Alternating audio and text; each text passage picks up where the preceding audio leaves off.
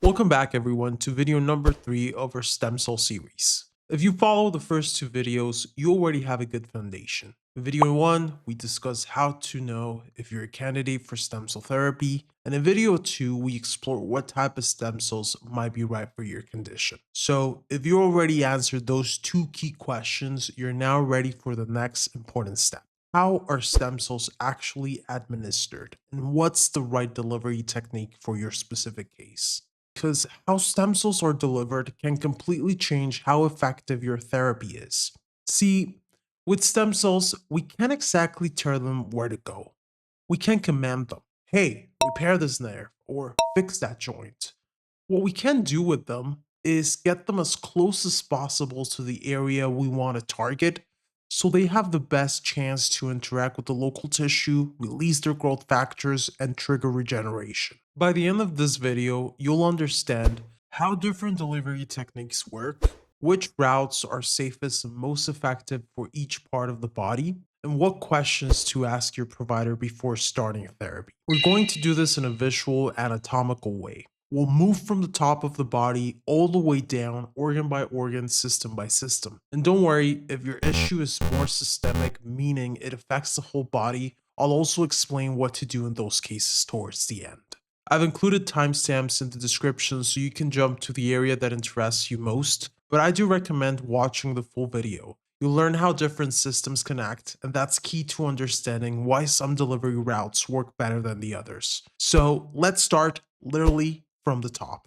Let's begin with one of the most popular cosmetic uses of stem cells, hair restoration. If you're seeking stem cell therapy for hair loss or hair strengthening, the best delivery method is always local, meaning directly on the scalp. There are two main approaches. First, we have local injections done with fine needles. This helps place stem cells or their secretions right into the hair follicles environment. Then we have microneedling. We're going to create microchannels in the scalp, apply the stem cells or exosomes over the area. Both approaches stimulate local regeneration, increase blood flow, and activate dormant follicles.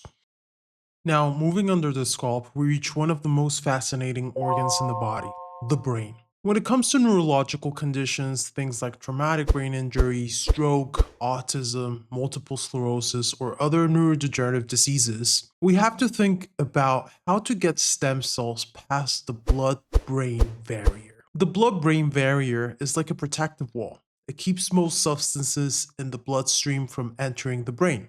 And that is great for protection, but becomes very challenging when we want stem cells to reach brain tissue. There are two main routes to target the brain more directly. First, we have an intrathecal injection. Intrathecal means that the stem cells are injected into the cerebrospinal fluid, the clear fluid that surrounds your brain and spinal cord.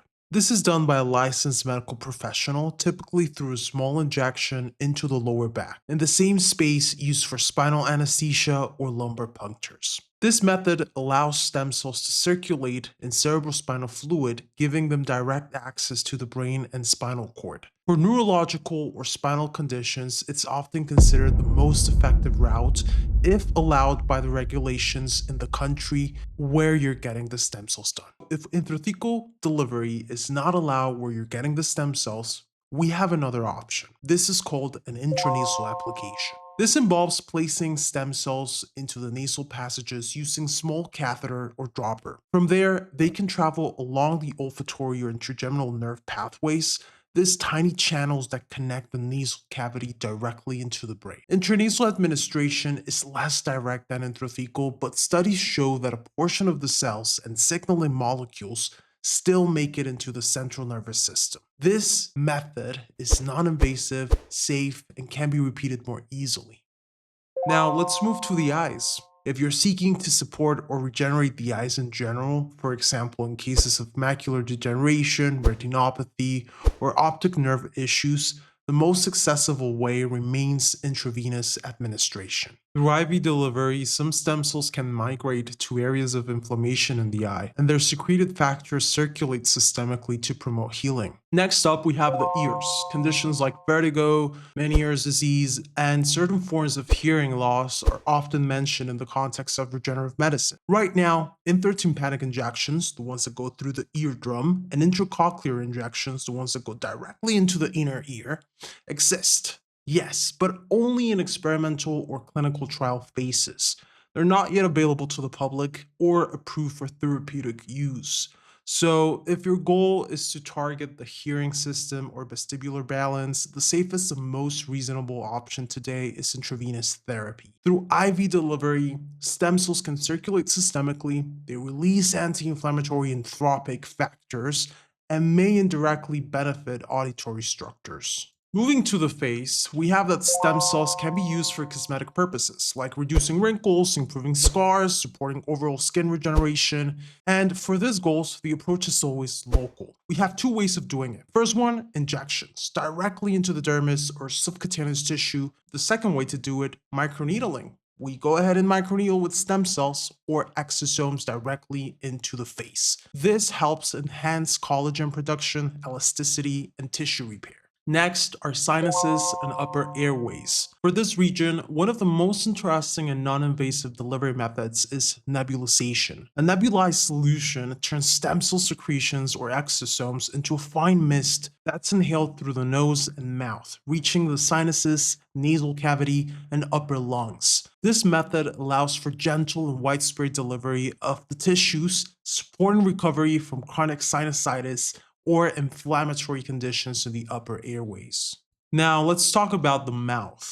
There are some limits to what stem cells can do in the oral cavity, but one area where they show promise is gum regeneration, especially for gum recession or periodontal tissue loss. For this, the best approach is local injections into the gums, ideally performed by a dentist familiar with these types of techniques. Lastly, in the neck region, the thyroid. Because this gland is small, it's sensitive, and it's richly vascularized, direct injections are not recommended here. The safest and most effective route to support thyroid function with stem cells is intravenous, always, letting the stem cells and their factors circulate systemically and reach the gland naturally. Now we reach the thoracic and upper body, and let's start with a very important organ over here, the heart.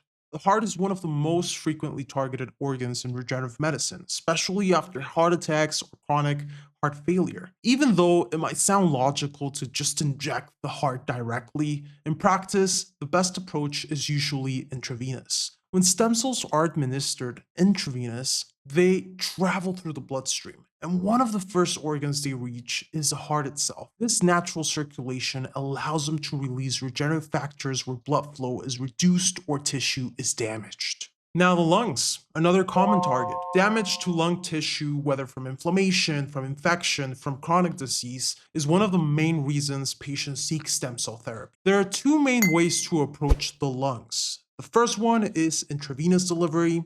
This is because every drop of blood in the body passes through the lungs for oxygenation. IV delivery will ensure the cells encounter pulmonary tissue early on. And then we have nebulized delivery. Similar to what we mentioned earlier for sinuses, nebulized therapy lets patients inhale a mist containing stem cells and delivering them straight into the airways and alveoli. A combination of both methods, it's often the most effective. Systemic repair from the IV plus a local anti-inflammatory action from nebulization. When it comes to joints like shoulders and elbows, local injections are the gold standard. If you're dealing with arthritis, tendon tears, rotator cuff injury, the goal is to put stem cells directly into or around the damaged tissue. This ensures maximum concentration where healing is needed most. For hands and wrists, the same principle applies. Although the joints are smaller and hold limited volume, local injections can still provide significant benefit for pain, stiffness, or early arthritis.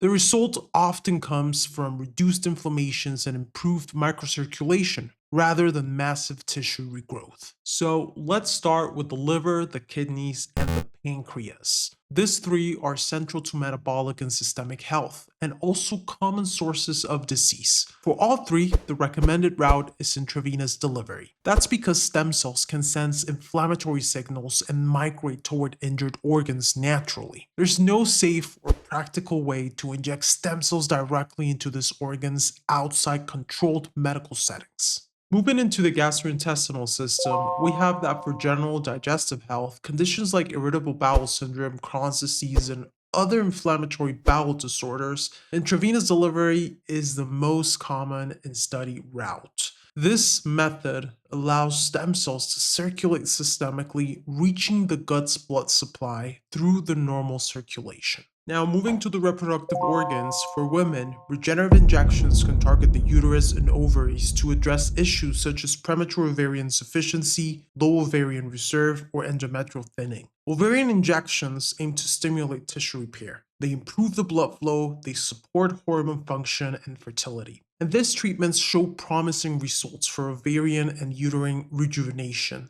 For men, one of the common uses is addressing erectile dysfunction or prostate health. And the P-shot is perfect for this because it involves local injections into specific areas of the male reproductive anatomy to enhance vascularity and tissue repair. For prostate issues like chronic inflammation or benign enlargement, direct local injections are also possible and considered safe.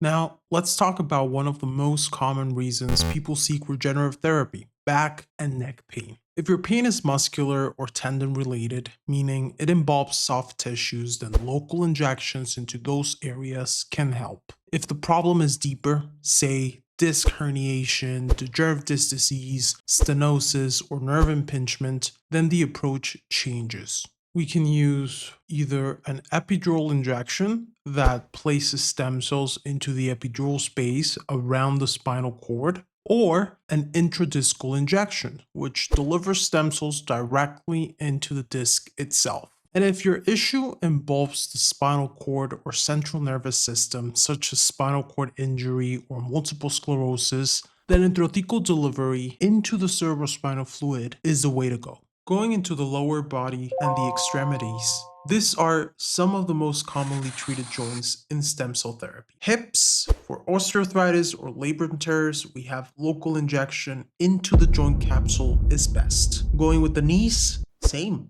Local injections allow stem cells to reach cartilage and ligaments directly. The reason local is preferred here is because joints are closed compartments. Cells placed inside stay where they are needed. With the ankle and the feet, these joints are smaller, so the volume is limited, but even a small dose can help reduce inflammation and promote tissue repair. So yes, local injections are recommended too for these areas. Now let's shift from individual organs to conditions that affect the whole body. When you're treating systemic diseases like neuropathy, autoimmune disorders, diabetes, hypertension, fibromyalgia, chronic fatigue syndrome, the route of administration should be intravenous. Here's why. IV therapy allows stem cells and their secreted molecules to circulate through the entire body, finding inflamed or injured tissues and releasing anti-inflammatory and regenerative signals wherever needed. This is the most comprehensive way to achieve whole body modulation, balancing immune function, improving vascular health, and supporting cellular repair from head to toe. In some protocols, doctors may combine IV delivery with local injections for specific areas of concerns. For example, IV for overall inflammation and a local injection into the knee or spine for targeted repair. If you found this video helpful, make sure to subscribe and check out the previous episodes in this series. In our next episode, we'll explore supportive therapies that complement stem cell treatments and how they can help you achieve the best possible results. Thank you for trusting me with your time and your health. Remember, good science, good guidance, and the right delivery make all the difference. See you in the next video.